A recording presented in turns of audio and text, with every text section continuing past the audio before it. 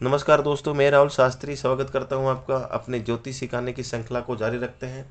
और बहुत ही सरल तरीके से कम शब्दों में आज हम चर्चा करेंगे मिथुन लगन के अंदर शनि ग्रह का प्रभाव। जो लोग ज्योतिष सीखना चाहते हों अर्थात मिथुन लगन के हों, ये वीडियो उनके लिए बहुत महत्वपूर्ण है। देखिए, सबसे पहले समझिए, मिथुन लगन 3 लिखा है लगन में, तो मिथुन लगन की कुंडली हुई। अब शनि 12 भाव में जरूर कहीं ना कहीं होंगे। हर भाव में किस तरह का रिजल्ट देंगे वो मैं आपको बताने जा रहा हूँ। बहुत सारे लोग समझते हैं कि शनि खराब और बहुत सोचते हैं अच्छा। ऐसा नहीं है। इस कुंडली के अंदर शनि सर्वदा कारक राजयोग कारक ग्रह है। इसका मतलब ये है कि उनको केंद्र का प्रभाव मिला, केंद्र का भाव मिला। इस लगन के अंदर उनको केंद्र का भी भाव मिलता है जो सबसे शुभ है, नवम भाव सबसे शुभ है, और सबसे खराब भाव भी मिला जो कि सबसे बेकार भाव है।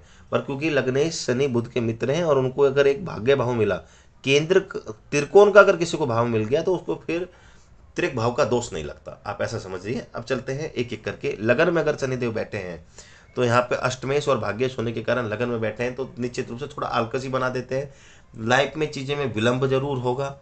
थोड़ा लाइफ के अंदर परिश्रम भी जरूर करना होगा। पर व्यक्ति के अगर कर्म अच्छे हैं और डायरेक्शन अच्छी है, 36 साल के बाद निश्चित रूप से जातक के भाग्योदय कर देंगे। सभी प्रकार का सुख दे देंगे जातक को, और उसके बाद वो पीछे मुड़ के नहीं देखता। हाँ, निश्चित रूप से जो भाग्योदय होता है वो 36 साल के बाद ही होता है, ये है। उससे पहले लाइफ में थोड़ा परिश्रम देखने को जरूर मिलेगा। डिले भी होता है जातक को, कहीं ना कहीं कुछ लाइफ के अंदर संघर्ष भी करना पड़ता है। इस तरह की चीज़ें देखी जाती है। लगन में शनि व्यक्ति को थोड़ा डरा के भी रखता है। मन के अंदर एक घबराहट, बेचैनी, एंजाइटी हमेशा बनी रहेगी।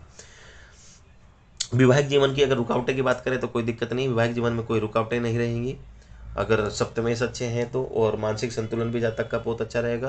रोजगार की दृष्टि से भी कोई दिक्कत नहीं, अच्छा ही है। दूसरे भाव में चंद्रमा की राशि में यानी कर्क राशि में शनि बैठे तो देखो, जब भी चंद्रमा से इस राशि से चंद्रमा से संबंध बन जाए थोड़ा मन को पीड़ित करते हैं। मन के अंदर घबराहट, बेचैनी जरूर रहेंगे।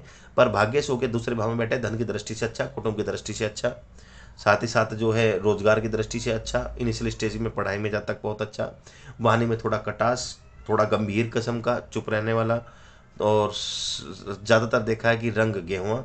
कुटुंब के अंदर पहली दृष्टि तीसरे भाव में तो सभी प्रकार के सुख, मकान वाहन बनाने के योग बनते हैं। साथ ही साथ ऑब्स्टेकल्स अगर कुछ होते व्यक्ति को उसमें अच्छा, आमदनी भी है जातक की अच्छी। तीसरे भाव में शनि देखो भाग्येश होके अगर बैठे हैं वो सूर्य की राशि में और अपने ही एक दृष्टि से अपने ही भाव को देख रहे हैं। तो यहाँ पे व्यक्ति को पराक्रम जितना करेगा, व्यक्ति जितना पराक्रम करेगा, और यहाँ पे सूर्य का भी ध्यान होना कर देखना पड़ेगा। तो तांबे के लोटे से सूर्य को जल दें, सूर्य के बीज मंत्र करें, क्योंकि इस कुंडली के अंदर सूर्य पूर्ण रूप से कारक नहीं होते हैं। और शनि क्योंकि शत्रु राशि में बैठे हैं तो शनि का भी बीज मंत्र करें। और दूसरी बात यह है कि मेहनत पे ध्यान दें। एक निश्चित अवधि के बाद 100% तक जितनी मेहनत करेगा, मेहनत पे डिपेंड करेगा, क्योंकि ये तीसरा भाव मेहनत का है और शनि कर्म का कारक है। तो जितने व्यक्ति मेहनत करेगा उसका भाग्य उतना ही उदय होगा, ये निश्चित रहे। संतान की दृष्टि से पहले संतान का योग बनाता है, वह जरूर रहेगा जातक का। शनि की दशा अंतर्दशा में विदेश सेटलमेंट होने के भी योग बनते हैं। चतुर्थ भाव में शनि अगर बैठ जाए कन्या राशि में, जहाँ की वो अच्छा माना जाता है, तो त्रिकोण का मालिक केंद्र में आके बैठ गया। ये अपने आप में एक बहुत अच्छा योग है। और इसमें सभी प्रकार का मकान वहान योग बनता है, सुख बनता है, बढ़ोतरी मिलती है, और पैतृक संपत्ति को बढ़ाने का योग मिलता है। रोजगार में बहुत अच्छा मिलता है। पेट को लेकर दिक्कत थोड़ी जरूर बनी रहेगी। मन के अंदर थोड़ा सा साहस जरूर कम रहेगा। पर यहाँ पे भी शनि ज़्यादातर अच्छे ही फल देगा। शनि भाग्येश होके पंचम भाव में बैठा है, त्रिकोण का मालिक होके त्रिकोण में, जहाँ की वो ऊंच का होके बैठ जाता है। तो ये सबसे बढ़िया प्लेसमेंट है शनि का। ऐसे में निश्चित रूप से जातक को हर प्रकार का सुख, भाग्य उदय, मकान वाहन का योग, संतान के बाद विशेषकर लाभ, हालांकि पुत्री का योग बनता है। आकस्मिक लाभ होता रहेगा जातक को, सोर्स बहुत हो जाएंगे इनकम के, इच्छा पूर्ति जातक की पूरी हो जाएगी। शनि की दशा अंतर्दशा में जिस चीज़ में क्षेत्र में हाथ डालेगा उसमें से फायदा होगा। अगर व्यापार करें तो लोहे का, सरिये का, जूते की, डीजल, कोयला, पेट्रोल, वैक्सीन, इससे रिलेटेड अगर व्यापार करते हैं तो तरक्की मिलती है, फायदा मिलता है। छठे भाव में शनि पेट को लेकर दिक्कत बना के रखेंगे लाइफ टाइम। और भाग्य का जातक को पूर्ण रूप से साथ नहीं मिलता। रुकावटें जातक के पीछे नहीं छोड़ती। गुप्त शत्रु और हिडन एनिमी और खर्चा जातक का बहुत होता है। हालांकि यहाँ से दृष्टि अपने खुद के भाव पे देख रहे हैं तो ऑब्स्टिकल्स के ऊपर विजय हो जाएगा। और बुध अगर यहाँ पे मजबूत है तो विपरीत राजयोग एक टाइम के बाद जातक जिंदगी के अंदर सभी प्रकार के सुख प्राप्त करेगा। शनि अगर सप्तम भाव में है तो निश्चित रूप से बहुत सारे लोग सोचते हैं विवाह में डिले होगा, ऐसा जरूरी नहीं है। गुरु अगर यहाँ पे अच्छे हैं, गुरु की दृष्टि पड़ जाए तो कोई दिक्कत वाली बात नहीं होती। और विवाह में हल्की सी दिक्कत नहीं देंगे, पर कभी कभी मन मुटाव जातक का यहाँ पे देखा जाता है। क्योंकि भाग्य शो के सप्तम भाव में बैठे हैं तो वैवाहिक जीवन के बाद जातक का भाग्य उदय भी होता है, गंभीर रहता है जातक, या हम कह सकते हैं कि जिससे विवाह होता है वो सामने वाला गंभीर किस्म का देखा जाता है। भाग्य का पूर्ण रूप से साथ मिलता है और सुखों में जातक की बढ़ोतरी होती है वैवाहिक जीवन के बाद। अष्टम भाव में बहुत सारे सोचते हैं कि शनि यहाँ पे खराब फल देगा, ऐसा बिल्कुल भी नहीं है। शनि अपनी खुद की राशि में बैठे हैं और त्रिक भाव में शनि अच्छा फल देते हैं, अपनी मकर राशि में बैठे हैं और भाग्येश क्योंकि शुभ होकर बैठे हैं छठे भाव में, तो निश्चित रूप से इसको खराब नहीं करेंगे।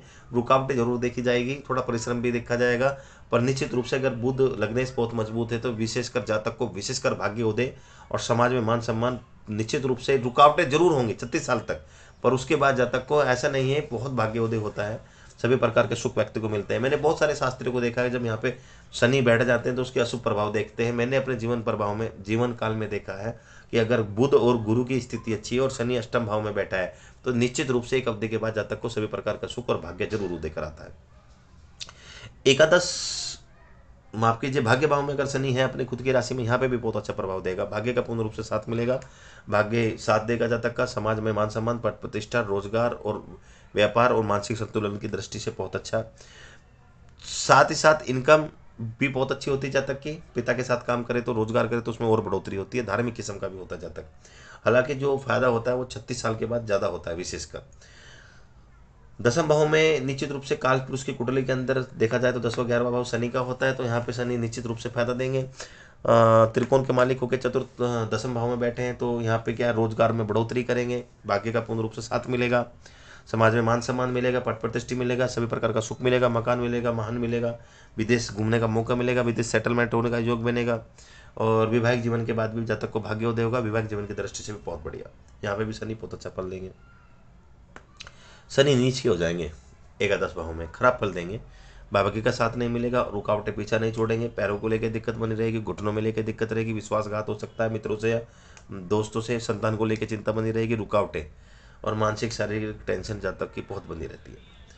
12वें भाव में अगर शनि है तो निश्चित रूप से व्यय कराएंगे, यहाँ पे खर्चा पोत कराएंगे, व्यय पोत कराएंगे, मानसिक संतुलन, घबराहट, बेचैनी, एंजाइटी भी यहाँ पे दे देते हैं, पेट को लेकर समस्या करते हैं, कुटुंब के साथ मतभेद कर देते हैं, मानसिक चिंता तो जरूर देते हैं। साथ ही साथ कुंडली के अंदर भाग्य जरूर उदय होता है, जरूर अगर व्यक्ति जो है बाहर सेटलमेंट हो या विदेश इंपोर्ट एक्सपोर्ट का काम करे तो फायदा भी दे देते हैं। अगर बुध की बहुत अच्छी कंडीशन है तो विपरीत राजयोग भी बना देते हैं। तो दोस्तों वीडियो अगर अच्छी लगी तो लाइक करना, चैनल को सब्सक्राइब करना मत भूलिएगा। धन्यवाद।